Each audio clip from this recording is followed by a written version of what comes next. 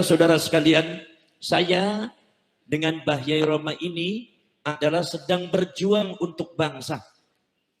Sedang berjuang untuk kalian.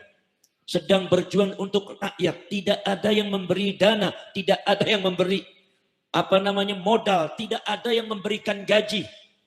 In ajriya illa ala Allahi rabbil alamin. Insya Allah balasan kami akan kami terima di akhirat saja. Perjuangan PWI Laskar Sabilillah ini bukan perjuangan yang mendapatkan uang, tapi justru mengeluarkan uang. Bukan mendapatkan dana, tapi justru mengorbankan dana. Kalau kalian tahu bahwa anak-anak dan anggota rakyat PWI Laskar Sabilillah ketika mengadakan acara itu patungan. Patungan 1.000, 2.000, 1 juta, 2 juta. Sebab apa? Perjuangan ini harus dilanjutkan sampai ke anak cucu kita. Kalau seumpama tidak dilanjutkan oleh anak cucu kita dan kita sebagai orang tuanya diam, saya khawatir Indonesia akan terjadi seperti Palestina. Kenapa saudara-saudara sekalian? Kenapa Yai Roma Irama ini sepuh, beliau usianya sudah 79 tahun. Tapi beliau mau bergerak kemana-mana. Bersama dengan saya yang masih muda. Bersama para ulama, para kiai yang muda. Beliau tampil di depan. Bahkan kadang-kadang beliau mengingatkan saya. Gus seperti ini, Gus seperti ini.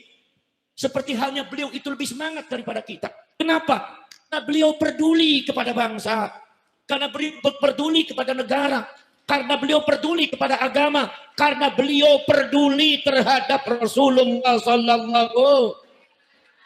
Karena beliau semua beliau peduli kepada kalian sebagai warga Indonesia, rakyat Indonesia. Kita tidak mau rakyat Indonesia diperbudak oleh orang. Kita tidak mau rakyat kita menjadi jongosnya orang lain. Hanya dibohongi dengan satu dusta-kedustaan. Sejarah-sejarah dipalsukan. Makam-makam dibuat palsu. Pada akhirnya akan merusak sejarah bangsa Indonesia ini. Di masa yang akan datang, anak cucu kita nanti tidak akan kenal sejarah. Ketika sejarahnya sudah diganti dengan sejarah baru yang dibuat oleh kalangan Ba'alwi. Maka nanti mereka di masa yang akan datang akan menjadi pemilik negara ini. Dan kita akan seperti Palestina terusir dari bangsanya sendiri. Saudara-saudara sekalian, kita bergerak bukan karena benci. Kita bergerak bukan karena benci. Kalau ada yang mengatakan Gus Abbas benci kepada Ba'alwi, tidak. Gus Abbas benci kepada Habib, tidak. Tapi saya lagi mengingatkan Habib, jangan berbuat macam-macam di negeri Indonesia. Jangan berbuat macam-macam di anak bangsa Indonesia. Jangan suka jahil terhadap sejarah Indonesia. Jangan suka mempersekusi para ulama, para kiai Indonesia. Jangan suka menghina para ulama, para kiai Indonesia. Jangan suka menghina, menginjak harga diri bangsa Indonesia. Ini adalah bangsa kami, negara kami. Anda itu pendatang, maka Anda harus menghormati kami. Betul lah betul. Betul lah betul. Saudara, kenapa sebabnya? Sudah berpuluh-puluh tahun bangsa Indonesia diam. Bangsa Indonesia diam, kalian bangsa Indonesia diam. Karena kalian bangsa Indonesia itu bangsa yang santun, berbudi luhur, berakhlakul karimah, diajarkan oleh para ulama, para kiai di kampung-kampung itu. Makanya diam bukan berarti ridho. Diam bukan berarti rela untuk dimiliki bangsanya oleh mereka. Tidak. Tapi karena kita menanamkan akhlakul karimah, karena kita mendahulukan adab di dalam menghadapi sesuatu, bukan mendahulukan celurit dan perang. Saudara, dari dulu sudah beberapa ulama-ulama kiai kita dipersekusi oleh mereka. Di Tegal, saudara-saudara sekalian, ada beberapa kiai dimintai uang oleh kalangan oknum-oknum Ba'alwi. Sampai kiainya ketika ada haul datang, itu kiainya pada ngumpet semua. Sebab kalau seumpama tidak kasih, mereka melaknat kiai, mereka menunjuk kiai, mereka mengutuk kiai, di setan-setan kiainya. Cukup. Rakyat Indonesia sudah bersabar, betul? Rakyat Indonesia sudah terlalu lama diam, betul? Sekarang sudah sejarah mereka terungkap, nasab mereka terungkap secara ilmiah, bahkan secara teknologi tes DNA mereka ternyata terungkap. Ternyata mereka bukan cucunya Rasulullah, tapi dari kalangan Yahudi Askenazi. Saudara, mengungkap tentang masalah nasab Ba'alwi bukan sembarangan. Kiai Imaduddin Al-Bantani dengan saya membaca kitab dengan Gus Aziz Jazuli, Kiai Nur Ikhya dan para ulama-ulama Nahdlatul Ulama muda. Ratusan judul kitab yang dikarang oleh ulama-ulama seluruh dunia, termasuk yang dikarang oleh ulama Yamannya sendiri. Bahkan ulama dari Hadramautnya sendiri yang mengatakan bahwa kaum Ba'alwi sejak ada di Yaman bikin rusuh, memprovokasi masyarakat, kemudian menguasai masyarakat, menghina para ulama, para kiai, akhirnya memecah belah masyarakat Yaman. Akhirnya Yaman terpecah menjadi dua, Yaman Utara, Yaman Selatan. Yaman Utara dipegang oleh kalangan orang-orang Arab Yaman seperti bangsa Al-Qatiri, Ad-Damimi, Basa Lama bin Arfan bin Su'aib. Oleh kalangan Arab Yaman dengan provokasi dan fitnahnya kaum Ba'alwi itu di Yaman, mereka menguasai Yaman Selatan, dan ketika mereka sudah menguasai Yaman Selatan, memecah Yaman jadi dua, mereka menguasai bagian selatan, mereka tidak mendirikan negara Islam, tapi yang mereka dirikan adalah negara komunis Yaman Selatan. Buka sejarah. Makanya masyarakat Pabuaran,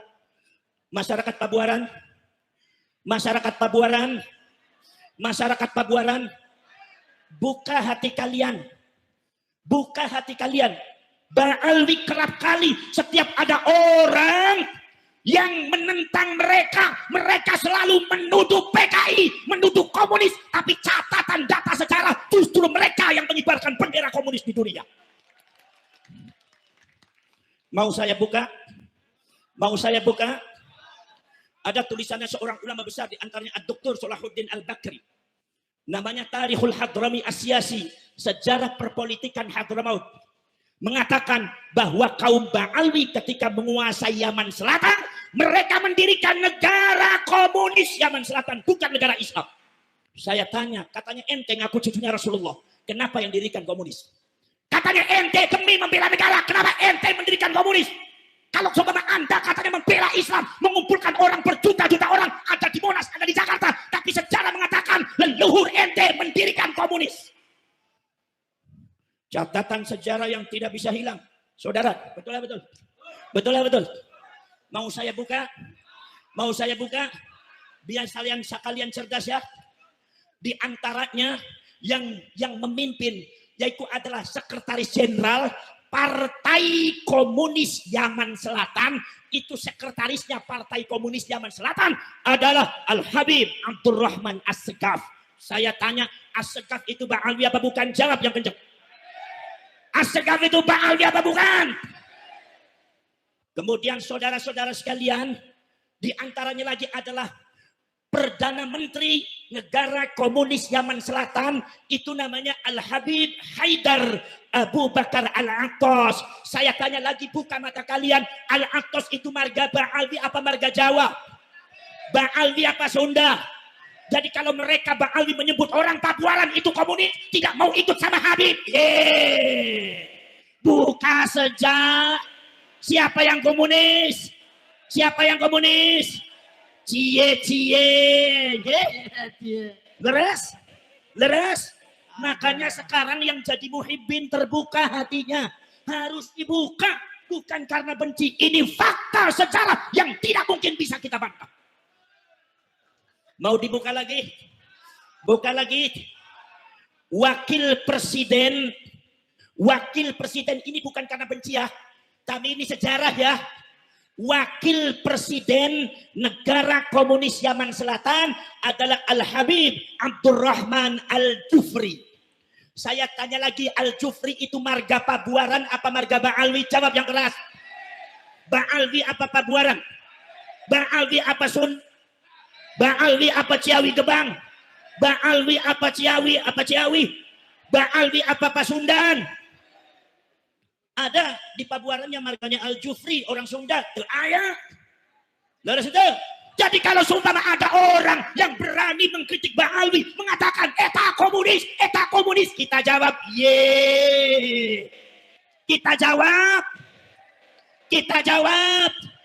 cie. Kita jawab. Yang komunis siapa? Sejarahnya siapa? Itu berarti PKI menuduh siapa yang PK? Saudara, pada waktu belum ada PWI Laskar Sabilillah, Banser sudah kenyang di PKI oleh kaum habaib dan Ba'alwi. Tapi karena dan Banser Nahdlatul Ulama garda terbental membela para ulama dan NKRI, mereka banyak terdiam sampai dipersekusi, Sampai ada yang mau membunuh. Sampai kemarin itu ada Bangser itu dipersekusi, disiksa oleh oknum Ba'alwi dan muhibinnya. Sekarang alhamdulillah dia sudah diproses di kepolisian. Mudah-mudahan keadilan ini bisa tegak di bumi pertiwi dalam rangka membela rakyat Indonesia, bangsa Indonesia. Allahumma, Allahumma, Allahumma. Saudara-saudara sekalian, Bangser di PKI, hati saya menangis, hati saya berontak. Bangser di PKI. Kiai Said Akil di Yahudi. Kiai Said Akil katanya agen Yahudi. Siapa yang Yahudi? Siapa yang Yahudi? Tes DNA. Kalau Mbak Yai Said Akil dari Sunan Gunung Jati, J1 itu dari Rasulullah, J1 dari Nabi Ibrahim. Kalau orang yang menuduh Mbak Yai Said Akil Yahudi, ternyata mereka genetikanya G, justru mereka genetikanya Yahudi Askenazi. Ayo biar bareng-bareng bilang ye.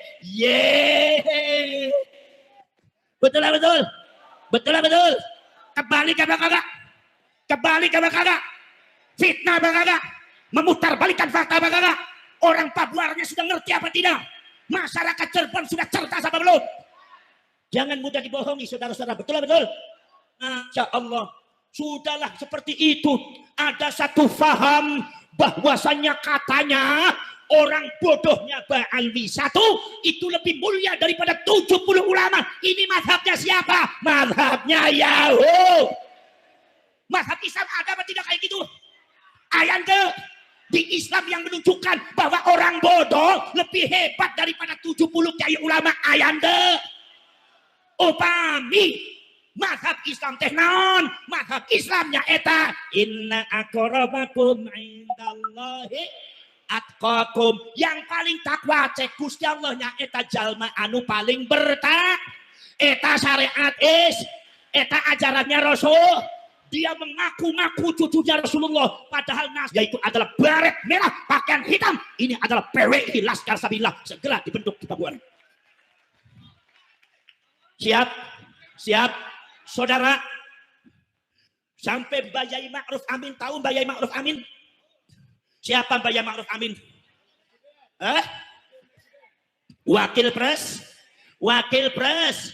Wakil presiden, kemudian dia termasuk Rois Amnah Gotul. Sampean orang NU apa bukan? Siapa yang ngacung NU?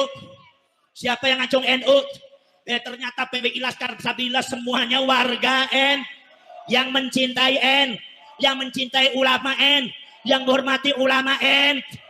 Datanglah Pak Ba'alwi, pengen lebih hebat daripada ulama Kiai Pabuaran, pengen lebih hebat. Mereka nggak pernah ngajar, tidak pernah mendirikan madrasah, tidak pernah di sumber susah-pusah, Al-Iqra, mengajari dengan teliti orang-orang di Pabuaran. Dari kampung ke kampung mereka tidak pernah. Tiba-tiba mereka datang mengklaim masjid, menguasai masyarakat. Katanya Pabuaran, atau katanya Cirebon, atau katanya Pekalongan. Malang ini adalah daerah kami, bukan daerah kalian semua. Sejak kapan enteng lamun? Betul? Ngalamun apa gedabros? Gedabros lamun. Masya Allah, Masa dusta yang mereka tebarkan sangat luar biasa. Mbak Yai Ma'ruf Amin orang ulama besar. Sampean menghormati Mbak Yai Ma'ruf Amin tidak? Mbak Yai Ma'ruf Amin itu adalah cucunya Sultan Hasanuddin. Sultan Hasanuddin itu putranya Syarif Hidayat. Beliau itu cucunya Sultan Hasanuddin dari Kiai Nawawi Banten. Dari Kiai Nawawi Banten juga cucunya. Dan masih juga kaitan saudara dengan Mbah Yai Roma Irama. Ini satu saudara sama dengan saya. Cuma beda dakwah. Kalau saya dakwahnya ngaji, kalau beliau dakwahnya musik. Kiai Ma'ruf Amin, alim apa tidak? Kiai Ma'ruf Amin dengan Ba'alwi lebih alim mana? Lebih pintar mana? Tapi ketika ketika Yai Ma'ruf Amin diamanatkan oleh Nahdlatul Ulama untuk menjaga NKRI dari kaum-kaum terorisme, dari paham-paham radikal, maka diamanatkan untuk menjadi wakil presiden. Itu Ba'alwi kebakaran Makanya kalau jadi orang jenggotnya jangan panjang kan, nantinya kebakar. Subhanallah, kebakaran jenggot. Apa katanya? Ada oknum Ba'alwi yang mengatakan, menyebut Mbak Yai Ma'ruf Amin, satu menyebut namanya saja. Ma'ruf Amin, tidak ada kiainya, Karena itu ajaran mereka. Kalau menyebut kiai-kiai pribumi, jangan sebut kiai. Sebut namanya aja. Kemudian titel gak usah disebut. Model kayak gini, membangun akhlak apa menghancurkan akhlak? Membangun akhlak apa menghancurkan akhlak? Orang diajari tidak boleh membela, tidak boleh menghormati kiai dan ulama. Membangun akhlak atau merusak akhlak? Tiba-tiba katanya, mari kita adakan revolusi akhlak. Jawab ye. Akhlak kayak model bagaimana yang mau ente bangun? Betul? Betul? Kalau ente mau membangun akhlak bisa. Nah, kalau ente nggak ada akhlaknya. Betul? Itu Bayai Ma'ruf Amin disebutnya apa saudara? Jangan kaget. Orang NU jangan kaget ya. Siapapun ba'alwinya saudara-saudara, Anda harus harus menangani ini semua. Anda harus menghadapi dan harus bersikap secara tegas. Walaupun dalam hati Anda maafkan mereka. Tetapi dalam masalah masalah ketegasan, jangan tinggal diam. Jangan biarkan mereka menghujat para ulama, para kiai asli Indonesia. Betul? Pengen tahu ucapannya? Nilai sama nalar dan akal kalian. Orang-orang yang hatinya masih tertutup oleh dusta-dustanya para Ba'alwi dan Habib. Nilai dengan akal pikiran kalian. Oknum mereka mengatakan, Ma'ruf Amin, babi apa babi? Di depan jamaahnya menyebut babi. Babi apa babi? Babi apa babi? Babi. Seorang ulama besar disebut babi, tidak ada sopan santunnya. Sekarang saya tanya kepada kalian, apakah golongan semacam ini akan bisa membuat revolusi akhlak? Bisa apa tidak? Jawab yang keras, bisa apa tidak? Bisa apa tidak? Ki Ma'ruf Amin di babi-babi saudara. Gus Dur di buta mata, buta hati. Buta mata, buta hati. Sudah keterlaluan. Mbah Hasyim Asy'ari Syekhul Akbar wa Imamun Nahdliyin, disebutnya cuma Hasyim Asy'ari. Hasyim Asy'ari itu bukan orang pinter, orang bodoh. Dan Hasyim Asy'ari itu tidak ada jasanya dalam kemerdekaan Indonesia. Ini orang kalau bicara depan saya tak kaplok sama saya, Pak. Kurang ajar apa tidak? Saya tanya kepada orang Pabuaran, apakah Mbah Hasyim orang alim atau bukan? Kalau seumpama Mbah Hasyim tidak alim, tidak mungkin murid-muridnya, santrinya tersebar di seluruh Indonesia, bisa mendirikan pesantren besar semacam pesantren Lilboyo, pesantren Poso, pesantren Buntet. Betul? Mereka adalah muridnya Mbah Hasyim Asy'ari. Mereka pun ilmunya belum mencapai Mbah Hasyim Asy'ari. Itu Mbah Hasyim Asy'ari, orang segitu alimnya, dianggap oleh Ba'alwi Hasyim Asy'ari itu bukan orang pintar. Astagfir. Ini putue Kanjeng Nabi, ini cucu Rasulullah apa Dajjal? Jawab yang keras, cucunya Rasulullah apa Dajjal? Cucunya Rasulullah apa Dajjal? Ini bukan perkataan cucunya Rasulullah. Makanya Ki Imaduddin Al-Bantani dan saya dan para ulama muda Nahdlatul Ulama tergerak secara ilmiah dibahas. Ternyata mereka nasabe cangkok, pantesan sifatnya juga ngakunya pengen disebutnya cucunya Rasulullah, tapi akhlaknya kayak ternyata tidak benar. Maka saudara-saudara sekalian, disinilah kita membangun PWI Laskar Sabillah. Kalau ada yang mengatakan untuk memecah belah, itu sangat salah. Tapi untuk membentengi setiap pojok Indonesia dari Sabang sampai Merauke dalam rangka menyelamatkan umat Islam dan warga Indonesia. Kehormatan negeri ini harus kita junjung setinggi-tingginya. Para ulama, para kiai harus kita junjung setinggi-tingginya. Para kiai, para ulama kita harus kita junjung hormati setinggi-tingginya. Maka ketika ada PWI Laskar Sabillah, tidak boleh lagi ada seorang Ba'alwi yang mencaci maki para ulama. Kalau seumpama ada di antara Ba'alwi di Pabuaran atau di mana yang mencaci maki para ulama, saya perintahkan kepada Laskar Sabillah, cari sampai liang yang belut sekalipun. Sebab ini udah nggak benar.